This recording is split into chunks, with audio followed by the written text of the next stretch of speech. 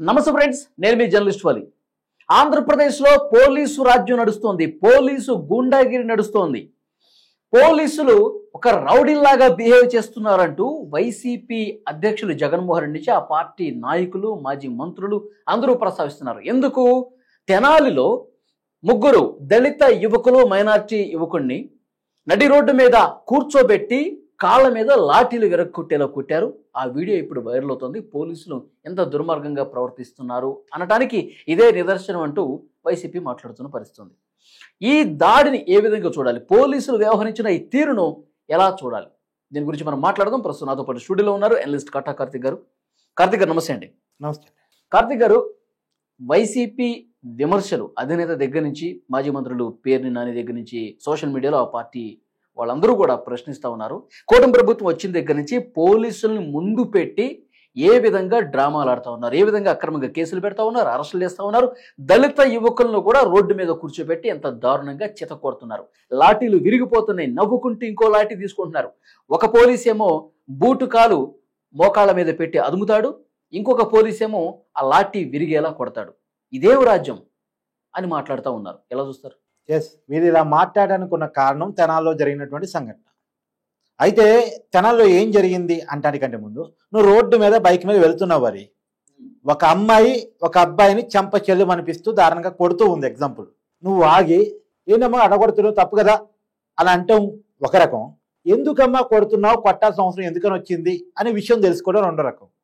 విషయం తెలుసుకున్నావు అనుకో, అమ్మాయి చెప్పేది ఈ పలానా వ్యక్తి కొద్దిసేపటి క్రితం నన్ను వేధించాడు, నా చున్నీ పట్టుకుని లాగే ప్రయత్నం చేశాడు, నన్ను ఇబ్బంది పెట్టే ప్రయత్నం చేశాడు, అందుకని నన్ను నేను రక్షించుకునే క్రమంలో అతన్ని కొడుతున్నాను అని చెప్పేసి అమ్మాయి చెప్పింది అనుకో, నీ భావోద్వేగం ఎలా ఉంటుంది? అని ఇంతే కొట్టాలి, అమ్మాయిలు రోడ్డు మీద కనబడితే బతకనివ్వరా వీళ్ళు అని చెప్పేసి అవసరమైతే నువ్వు కూడా 2 దెబ్బలు వేసే పరిస్థితి ఉంటుంది. అవునా కాదా?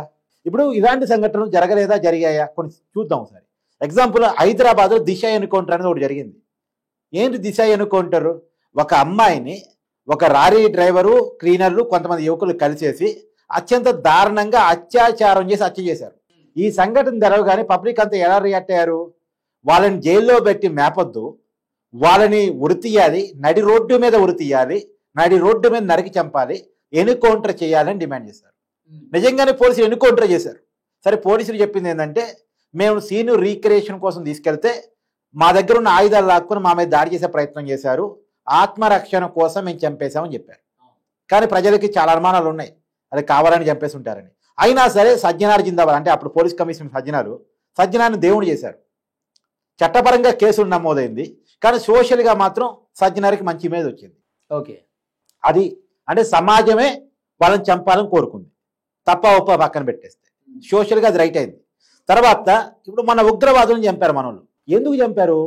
కాశ్మీర్లో మన కాశ్మీరీ యాత్రికుల మీద, భారతీయుల మీద మతం అడిగి మరి ప్రైవేట్ పార్ట్ చెక్ చేసి మరి భార్యల ముందే భర్తల్ని అత్యంత కిరాతకంగా చంపారు. ఒక మహిళ నిలదీస్తే మీ మోడీకి పోయి చెప్పుకో అని చెప్పేసి ఆ ఉగ్రవాదులు అన్నారు. దాని మీద దేశం మొత్తం రియాక్ట్ అయింది. ఆ ఉగ్రవాదుల భర్తం పట్టాలి, వాళ్ళని లేకుండా చేయాలి అని దేశం మొత్తం రియాక్ట్ అయింది. ప్రధానమంత్రి నరేంద్ర మోడీ గారు కూడా హామీ ఇచ్చారు, ఖచ్చితంగా వాళ్ళ భర్తం పడతానని. హామీ ఇచ్చిన విధంగానే 1 ఫైన్ డే, ఒక నైట్ పూట మనం టెస్టింగ్ కోసం యుద్ధ విమానాన్ని టెస్టింగ్ చేస్తూ ఒక్కసారిగా యుద్ధ విమానాన్ని పిఓకే మీదకి, పాకిస్తాన్ మీదకి వదిలాం. ఆ దేశంలో ఉన్నటువంటి ఒక 9 టెర్రరిస్ట్ క్యాంపుల మీదకి ఆ యుద్ధ విమానాలు పోయి అక్కడ ఉన్నటువంటి ఒక 100 మంది ఉగ్రవాదుని విధ్వంసం చేసి వాళ్ళని కథం చేసి వచ్చాయి. మనకి ఉగ్రవాదులకి మనం ఫోన్ చేసి మేము వస్తున్నాం, ఆ యుద్ధ విమానాలు వస్తున్నాయి, మీరు ఆయుధాలు పట్టుకుని రెడీగా ఉండండి అని చెప్పలే, డైరెక్ట్గా వెళ్ళి అటాక్ చేసేసి వాళ్ళని కథం చేసి వచ్చాం. మనుషులను చంపడం తప్పే, కానీ ఉగ్రవాదులను చంపడం తప్పు కాదు. ఎందుకంటే వాళ్ళు బతుకుంటే ఇంకొంతమందిని చంపుతారు కాబట్టి, అలాంటి వాళ్ళకి ఈ భూమి మీద బతికే హక్కు లేదు కాబట్టి మనం చేసి వచ్చేసాం. అర్థమైంది కదా? అంటే కొన్ని సంఘటనలు ఆ వెనకాల ఉన్న రీజన్ చూస్తే నిజమా కాదా, జెన్యునా కాదా, దాని వెనకాల ఉన్న విషయం ఏంటి అని తెలిస్తే కానీ మనం ఒక జస్టిఫికేషన్కి రాలేం. ఇప్పుడు ఇక్కడ కూడా సరే కొద్ది పెద్ద సంఘటన కాబట్టి చంపేదాకా పోయాయి. కానీ తెనాల్లో ఏం జరిగింది? ఒక 3-4 యువకులు, ఒక అతని పేరు నవీన్ అలియాస్ కిర్రర్ అట అతను, మరి అతని మీద రౌడీ షీట్ ఉంది, 11 కేసులు ఏమున్నాయంట. తర్వాత ఇంకొక అతని పేరు జాన్ విక్టర్, అతని పేరు మీద కూడా రౌడీ షీట్ ఉంది, అతని మీద కూడా అనేక కేసులు ఉన్నాయి. వీళ్ళు కాక వీళ్ళ స్నేహితుడు కానిస్టేబుల్ని ఒక సెంటర్లో, తెనాల్లో ఒక సెంటర్లో అడ్డగించేసి డ్యూటీకి పోతా ఉంటే అతన్ని విచక్షణరహితంగా కొట్టి కత్తులతో పొడిచి చంపాలని చూశారు. అతను పోలీసు కావటం వల్ల అతను కొంత చాకచక్యంగా తప్పించుకొని పారిపోయి పోలీస్ స్టేషన్లో కేసు పెట్టాడు. అన్నట్టు కొట్టారు, చంపాలని చూశారు అని చెప్పేసి. సహజంగానే పబ్లిక్లో అందరూ చూస్తుండగా పోలీసును కొట్టారంటే, పోలీసులు అంటే ప్రజలు చులకన భావం ఏర్పడింది. మిమ్మల్ని మీరే రక్షించుకోలేరు, మమ్మల్ని ఎక్కడ కాపాడుతారో అనేటువంటి ఒక భావన ఏర్పడిద్దా లేదా? రేపొద్దున పోలీస్ స్టేషన్కి ప్రజలు రావటం మానేసి ఈ రౌడీల దగ్గరకు పోతారు. ఎందుకంటే పోలీసుల కంటే వీళ్ళే పవర్ఫుల్ అనుకొని తృణమో పలమో ఇస్తాను, మాకు ఈ సెటిల్మెంట్ కావాలని అడుగుతారు. అంటే ఒక ప్రైవేట్ సైన్యం రూపొందించబడింది. రెండోది, ఇవాళ కానిస్టేబుల్ని కొట్టినోడు రేపు ఎస్ఐని కొట్టవచ్చు, నెక్స్ట్ డే సీఏని కొట్టవచ్చు, డిఎస్పీని కమిషనర్ మీద కూడా వెళ్ళిపోయి భయం భక్తి లేనప్పుడు వాళ్ళ మీద అన్ని కేసులు ఉన్నాయి, అన్నిసార్లు కౌన్సిలింగ్ జరిగినా వాళ్ళు భయం భక్తి లేకుండా పోలీసుల మీదగా చేయేశారు అంటే ఆ పోలీసుని రోడ్డు మీదే అందరూ చూస్తుండగా దాడి చేసే ప్రయత్నం జరిగింది కాబట్టి వీళ్ళని కూడా రోడ్డు మీద కూర్చోబెట్టి లాఠీలు తిరగొట్టారంటారు. దాని వెనకాల ఉన్నటువంటి కారణం కూడా చెప్తా. నిజానికి ఆ పోలీస్కి ఆ కానిస్టేబుల్ అంటే ఆ వ్యక్తులకి ఎందుకు కోపం అంటే, ఈ వ్యక్తి వీళ్ళ మీద గంజాయి కేసులు ఉన్నప్పుడు అరెస్ట్ చేసేసి కౌన్సిలింగ్ చేశారంట. ఆ కౌన్సిలింగ్ని మనసులో పెట్టుకొని ఏదో కోపం పెట్టుకొని ఆ కానిస్టేబుల్ని జనం ముందే కొట్టే ప్రయత్నం చేశారు. ఇప్పుడు పోలీసులు రియాక్షన్ ఇవ్వాలి కదా. మరి పోలీసులు ఏం చేశారు, అదే సెంటర్లో ఆ వ్యక్తుల్ని కూర్చోబెట్టి ప్రజలు చూస్తుండగానే పబ్లిక్లో కొట్టే ప్రయత్నం చేశారు. కొట్టడం తప్ప ఒప్ప అంటే ఖచ్చితంగా తప్పే, దాంట్లో భిన్నాభిప్రాయం లేదు. మానవ హక్కుల పరంగా చట్టపరంగా తప్పే. కానీ చట్టం అంటే దాడికి మేము ప్రతిదాడే చేస్తామనేది ఎంతవరకు కరెక్ట్? అది కూడా మళ్ళీ పోలీసులు అనేది ఇక్కడ క్వశ్చన్ వస్తాం. అవును, కరెక్టే. కానీ నిజానికి ఇప్పుడు జగన్మోహన్ రెడ్డి గారు స్పందించారు కదా. జగన్మోహన్ రెడ్డి గారి పరిపాలనా కాలంలో ఏకంగా ఒక వైసీపీ ఎంపీనే ఆ ప్రభుత్వాన్ని, ఆ ముఖ్యమంత్రిని ప్రశ్నించినందుకు గాను స్టేషన్లో పెట్టి కొట్టే ప్రయత్నం చేశారు, చంపే ప్రయత్నం చేశారు అనేటువంటిది ఇప్పుడు కస్టోడియల్ టార్చర్ కేసు నడుస్తూ ఉంది. అయితే అది ఒకటి. తర్వాత జత్వాని అని చెప్పేసి ముంబైకి సంబంధించిన ఒక హీరోయిన్ని, ఆయన వాళ్ళ కుటుంబాన్ని ఒక ప్రైవేట్ గెస్ట్ హౌస్లో బంధించేసి పోలీసుల చేత వేధించే ప్రయత్నం చేపించారు. పోలీసులు ఇలాంటి ప్రయత్నాలు చేశారు గతంలో వైసీపీ పరిపాలనలో.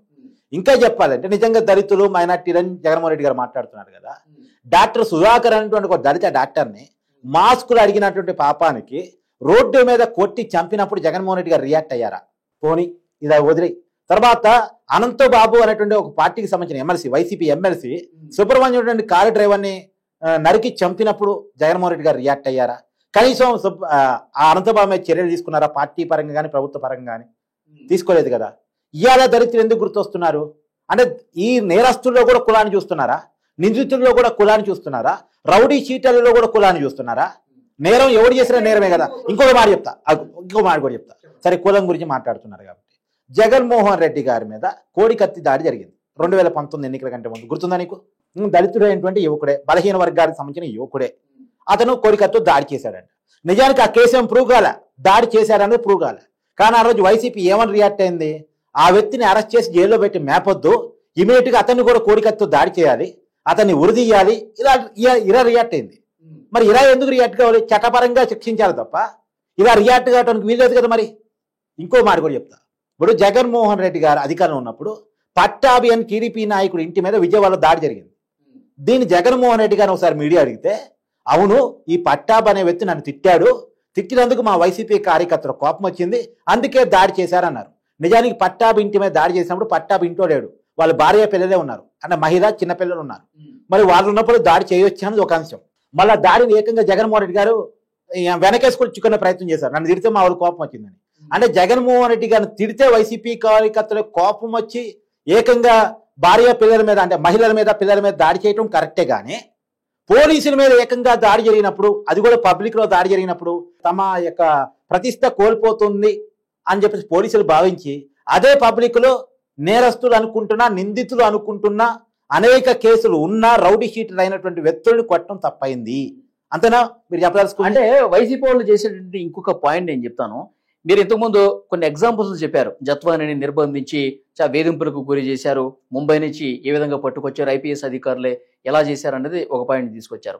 తర్వాత డాక్టర్ సుధాకర్ బాబు విషయం ప్రస్తావించారు, కస్టోడియల్ టార్చర్ రఘురామకృష్ణరాజు ఇవన్నీ ప్రస్తావించారు. కానీ వీళ్ళని ఎంత టార్చర్ గురి చేసినా అవి వీడియోలు తీసి సోషల్ ప్లాట్ఫామ్స్ లో పోస్ట్ చేయలేదు. నడి రోడ్డు మీద చావగొడుతూ అవన్నీ వీడియోలు తీస్తూ ఇప్పుడు ఇవన్నీ కూడా వైరల్ అవుతున్నాయి. వీడియోలు తీసి పోస్ట్ చేసినటువంటి అధికారం ఎవరిచ్చారు అనేది కూడా మాట్లాడుతూ ఉన్నారు. అంటే మానసికంగా వాళ్ళు కుంగిపోయే విధంగా, సమాజంలో తల ఎత్తుకోలేని విధంగా చేశారు అనేది కూడా ఇంకో పాయింట్. పోలీసులకి అధికారం ఎవరిచ్చారు?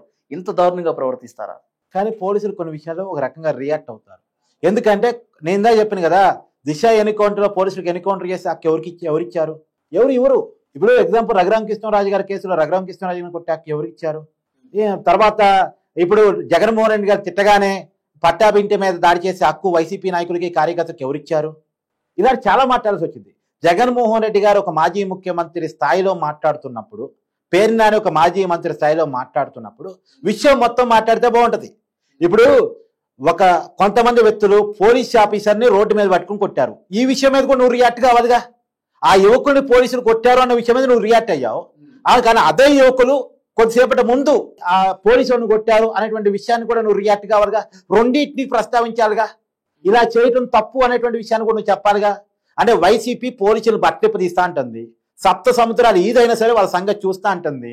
ఇప్పుడు పోలీసుల మీద దాడి చేసేటువంటి యువతకి వైసీపీ సమర్థన చేయదలుచుకుందా? పోలీసుల మీద దాడి చేయమని వైసీపీ సపోర్ట్ చేయదలుచుకుందా? అంటే చెప్పదలుచుకుందా యువతకి? నేను అడుగుతాను చాలా క్లియర్గా. ఇందాక నేను చెప్పిన మొదటి ఎగ్జాంపుల్లో తీసుకెళ్ళు. అంటే ఒక అమ్మాయి దాడి చేస్తా ఉంటే ఆ అమ్మాయి నువ్వు ప్రశ్నించి గల్లాబట్టుకుని ఎందుకు కొడుతున్నావు అని అడిగే బదులు ఏం జరిగిందో తెలుసుకుంటే నీకు ఒక అవగాహన వస్తుంది కదా. నాణ్యానికి రెండు వైపులా చూడాలి కదా. నాణ్యానికి రెండు వైపులు చూడాలి. పోలీసు రియాక్షన్ కూడా కారణం ఏంటి? నిజానికి నేను మళ్ళీ చెప్తున్నా, పోలీసులు అలాగనక రియాక్ట్ కాకపోతే రేపు ఇవాళ కానిస్టేబుల్ని కొట్టినారు, రేపు ఎస్ఐని కొడతారు, ఎల్లుండి సీఐని కొడతారు, అవతల ఎల్లుండి కమిషనర్ మీద కూడా పోతారు. వాళ్ళకి చట్టం అంటే భయం ఉండదు. ఇన్ని కేసులు పెట్టిన తర్వాత కూడా వాళ్ళకి భయం రాలేదు అంటే వాళ్ళు ఏ రకమైన సంఘ విద్రోహ శత్రువులు తయారవుతున్నారు? రేపొద్దు ఇదే వ్యక్తులు ఒక అమ్మాయిని వేధించవచ్చు, ఒక వ్యక్తిని చంపొచ్చు. ఎవరు రెస్పాన్సిబిలిటీ తీసుకుంటారు? వైసీపీ రెస్పాన్సిబిలిటీ తీసుకుంటుంది ఆ యువకుల తరపున. ఈ వ్యక్తులు రాబోయే కాలంలో ఎలాంటి నేరం చెయ్యరు, మేము వీళ్ళని వకర్తాపరుచుకున్నాం, వీళ్ళని దత్తత తీసుకుంటున్నాం అని వైసీపీ ఏమైనా తీసుకుంటుందా? తీసుకోగలదా? అంటే పోలీసులు నేరాలు తగ్గించడానికి తీసుకునే చర్యలు. ఇప్పుడు ఒక అమాయకులను కొట్టారు, ప్రభుత్వాన్ని ప్రశ్నించినందుకు కొట్టారు, వాళ్ళ ప్రభుత్వాన్ని ప్రశ్నించలేదేమి. ఏదో కానిస్టేబుల్కి యువకులకి మధ్య జరిగిన గొడవ అంతా. ఆ కానిస్టేబుల్ పేరు చిరంజీవి ఏదో అంట. అంటే అదే ఇప్పుడు మీరు అన్నట్టు నేరాలను తగ్గించడం కోసం తీసుకునే చర్యల్లో భాగంగా ఇలా చేశారు అని మీరు అంటున్నారు. కానీ ఇప్పుడు వాళ్ళు గూండాలు, రౌడీలు వాళ్ళు ఏదైతే చేశారో మేము కూడా అదే చేస్తాం అనేది ఎంతవరకు కరెక్ట్ అనేది వాళ్ళు చెప్తున్న పాయింట్. క్యాట్ అంటారు కదా, కుక్క కాటికి చెప్పు దెబ్బ. కొన్నిసార్లు చెప్పు దెబ్బ పెట్టడానికి చట్టం ఒప్పుకోదు కాక, కానీ కొన్ని సమయాల్లో పోలీసులు తమ విచక్షణాధికారాన్ని వాడుకునేటువంటి విషయం ఉంటుంది. ఆ చట్టపరంగా కేసు కావచ్చు, మానవ హక్కుల పరంగా తప్పు కావచ్చు, తప్పే కావచ్చు, కానీ తప్పని పరిస్థితి కూడా రావచ్చు. ఇందాక నేను చెప్పిన ఉదాహరణ కూడా, అమ్మాయి అబ్బాయిని చంపుకొట్టడం తప్పే, కొట్టే హక్కు అమ్మాయికి లేదు, కానీ కొట్టాల్సిన పరిస్థితి వచ్చింది. అంటే ఆంధ్రప్రదేశ్ రాష్ట్రంలో ఇక నుంచి ఎవరు ఏ తప్పు చేసినా ఇట్లా రోడ్డు మీద శిక్షిస్తారనమాట. అన్ని విషయాల్లో కాదబ్బా, ఏకంగా పోలీసుల మీద దాడి చేసినప్పుడు పోలీసులు రియాక్ట్ అయిన తీరు అలా ఉంది. దాన్ని మనం ఏ మేరకు సమర్థించాలి, ఏ మేరకు సమర్థించకూడదు అంటే కాయనికి రెండు వైపులా చూడాలి. పోలీసులు కొద్దిగా అతిగా వెళ్ళకూడదు అనేది ఒక పాయింట్ చెప్పుకుంటే, పొద్దున పోలీసులు కూడా మాజీ ముఖ్యమంత్రి జగన్మోహన్ రెడ్డి గారిని బట్టలు ఉడదీస్తా, అదోడదీస్తా నడి రోడ్డు మీద నిలబెడుతున్నారు కదా. జగన్మోహన్ రెడ్డి గారు వారిని కూడా రోడ్డు మీద కూర్చోబెట్టి మోగాళ్ళ మీద కొడతారా ఏంటి? అంటే అలా ఉండదు. కానీ వీళ్ళు పదే పదే నేరాలకు పాల్పడ్డారు కాబట్టి దాదాపు నేను చెప్తున్నా కదా, ఒక్కళ్ళొక్కళ్ళ మీద రౌడీ షీట్లు ఓపెన్ చేస్తున్నారంటే వాళ్ళ మీద పదులు. కార్తీక్ గారు, ముందు నుంచి కూడా జగన్మోహన్ రెడ్డి గారు ఒక పాయింట్ తీసుకొస్తా ఉన్నారు. కూటమి ప్రభుత్వం వచ్చిన దగ్గర నుంచి కూడా పోలీసులు ఇష్టారీతిని వ్యవహరిస్తా ఉన్నారు, పోలీసు అధికారులు శృతి మించి ప్రవర్తిస్తా ఉన్నారు, వరుసగా అక్రమ కేసులు బనాయిస్తున్నారు, మా వాళ్ళందరినీ అరెస్ట్ చేస్తా ఉన్నారు, బెయిల్ రాకుండా చేస్తా ఉన్నారు, కేసుల మీద కేసులు, బెయిల్ వచ్చినా సరే బయటికి రాకుండా ప్రయత్నాలు జరుగుతూ ఉన్నాయి. ఇప్పుడు పోలీసులు రోడ్డు మీద ప్రవర్తించిన తీరే దీనికి అర్థం పడుతుందంటే, అంటే పోలీసుల మీద ఒక ఇంపాక్ట్ అనేది ప్రజల్లో కనిపిస్తుందా లేదా? కూటమి ప్రభుత్వం కావాల్సుకుని ఈ విధంగా నడిపిస్తుందా అన్నది ఒక భావన కలుగుతుందా లేదా ఇలాంటి వీడియోలు చూసినప్పుడు? సరే, ఒకసారి చెక్ చేసే ప్రయత్నం చేద్దాం. పిన్నెల్లి రామకృష్ణారెడ్డి అరెస్ట్ అయ్యాడు మొట్టమొదటిగా. అతను ఈవీఎంని పాల్గొట్టాడు అన్నది నిజమా అబద్ధమా? నిజం కదా. సరే, ఓకే. నందిగాం సురేష్ అరెస్ట్ అయ్యాడు. నందిగాం సురేష్ మీద వైసీపీ ఉన్నప్పటి నుంచి కేసులు పెండింగ్ లో ఉన్నమాట వాస్తవం అవునా కాదా? టీడీపీ సెంట్రల్ ఆఫీస్ మీద జరిగిన దాడి నిజమా కాదా? సరే, అది పోని. తర్వాత వల్లభని వంశీ అరెస్ట్ అయ్యాడు. వల్లభని వంశీ అరెస్ట్ అయినప్పుడు అతను సత్యవర్ధన్ అనేటువంటి కుటుంబ సభ్యులు మా కుటుంబ సభ్యుల్ని వల్లభని వంశీ కిడ్నాప్ చేశాడని కేసు పెట్టిన మాట వాస్తవా కాదా? తర్వాత పోసానికి ఇష్టమల్లి అరెస్ట్ అయ్యాడు. పోసానికి ఇష్టమల్లి బూతులు తిట్టింది నిజమా అవునా కాదా? కళ్ళ ముందు నేరాలు కనపడుతున్నప్పుడు కూడా ఇప్పుడు కాకాని గోవర్ధన్ రెడ్డి ఉన్నాడు. కాకాని గోవర్ధన్ రెడ్డి ఏ మైనింగ్ లో తప్పుడు చేశారనేటువంటి క్లియర్ గా ప్రజల ముందు కనపడతా ఉంది. అక్కడ గిరిజనులు ఎస్సీ అట్రాసిటీ కేసు పెట్టారు, అక్కడ ప్రజలే పెట్టారు. అంటే ఇవన్నీ కళ్ళ ముందు కనపడుతున్నప్పుడు కూడా అన్నిటినీ ఒకే ఘాటును కట్టే ప్రయత్నం అనేది ఇప్పటికీ. కానీ ఇక్కడ ఒక పాయింట్ కార్తిక్ గారు, ఇప్పుడు వీళ్ళందరి పేర్లు ప్రస్తావించారు, ఎంత దుర్మార్గాలు చేశారు, ఇవన్నీ మీరు కేసులతో సహా వివరాలు ఇచ్చారు. వాళ్ళందరినీ కూడా మీరు కేసులు నమోదు చేసి దానికి ఆధారాలు సంపాదించి జడ్జి ముందు పెట్టి ఎందుకు జైలుకి పంపిస్తూ ఉన్నారు? వాళ్ళు కూడా నడి రోడ్డు మీద కూర్చోబెట్టి నువ్వు ఈ తప్పు ఎందుకు చేసావని చెప్పి లాఠీలతో కొట్టచ్చు కదా. అంటే వీళ్ళేమో అమాయక సాధారణ పౌరులు కాబట్టి, వీళ్ళు నోరెత్తలేరు కాబట్టి, వీళ్ళు బలహీనులు కాబట్టి రోడ్డు మీద కూర్చోబెట్టి లాఠీలు ఇరిగేలా కొడతారా? అంటే ఇక్కడ ఒకటి ఉంది, రేపు వల్లభని వంశీని పోయి పోలీసుల మీదకి వెళ్ళి ఇట్నే రౌడీజం చేయమను, అదే రకంగా రియాక్ట్ అవుతారు. ఇప్పుడు యువకులు ఏకంగా కానిస్టేబుల్ని కొట్టారు కాబట్టి అక్కడ పోలీసులు ఆ రకంగా రియాక్ట్ అయ్యారని నేను అనుకుంటున్నాను. ఇప్పుడు వీళ్ళు తిరగబడలేరనే కదా, వీళ్ళు పల్లెత్తే మాట అనలేరనే కదా, వీళ్ళు తిరగబడలేకపోవడం ఏంటబ్బా, తిరగబడ్డారు కాబట్టి కానిస్టేబుల్ని కొట్టేదాకా వచ్చారు. తిరగబడ్డారు కాబట్టి పోలీసు వాళ్ళ మీద 11 కేసులు పెట్టినా వాళ్ళు విచక్షణ రహితంగా అదే మళ్ళీ తప్పులు చేయగలుగుతున్నారు. తిరగబడలేకపోవటం ఏంది, వాళ్ళ అమాయకులు అనుకోవటం ఏంది? వాళ్ళ మీద అన్ని కేసులు ఉన్న తర్వాత కూడా వాళ్ళు ఇంకా అమాయకులు అనుకోవడం ఏంది? రౌడీ షీట్లు పెట్టిన తర్వాత కూడా ఈవెన్ దో వైసీపీ అధికారంలో ఉన్నప్పుడు కూడా వాళ్ళ మీద కేసులు ఉన్నాయి. ఇప్పుడు కొత్తగా 11 కేసులు ఇప్పటికిప్పుడు నమోదైనవి కాదు, కానీ కొన్ని సంవత్సరాలుగా నమోదవుతూ వస్తున్నాయి. కొన్ని సంవత్సరాలుగా నమోదవుతున్నటువంటి సమయంలో వాళ్ళు ఒక్కసారి కేసు పెట్టిన తర్వాత కూడా పదే సమాజంలో నేరాలకు పాల్పడాలని చూడటం, ఈవెన్ దో పోలీసుల మీద కూడా వెళ్ళగలిగే పరిస్థితి ఉంటే అంటే వాళ్ళని అమాయకులను నువ్వు ఎందుకని కేసుకొస్తున్నావు? అమాయకులు అంటే ఇందాక నేను చెప్పినటువంటి సుబ్రహ్మణ్యం, అమాయకులు అంటే నేను చెప్పినటువంటి డాక్టర్ సుధాకర్, వాళ్ళని మనుషులుగా చూడు, అవసరంతో వాళ్ళని దరిద్రులుగా చూడు. వాళ్ళ విషయంలో కులం తీసుకో, తప్పు చేసిన వాళ్ళ విషయంలో, నిందితులుగా ఉన్న వీళ్ళ విషయంలో కులాన్ని చూడటమైంది. నువ్వు కులాన్ని ఎవరి విషయంలో చూడాలి, ఎవరి విషయంలో చూడకూడదు? అంటే ఈ సంఘటన ఇప్పుడు ఎగ్జాంపుల్ జగన్మోహన్ రెడ్డి గారు చెప్తున్నారు, సంఘటన జరిగి దాదాపు 1 నెల రోజుల పైన అవుతుంది.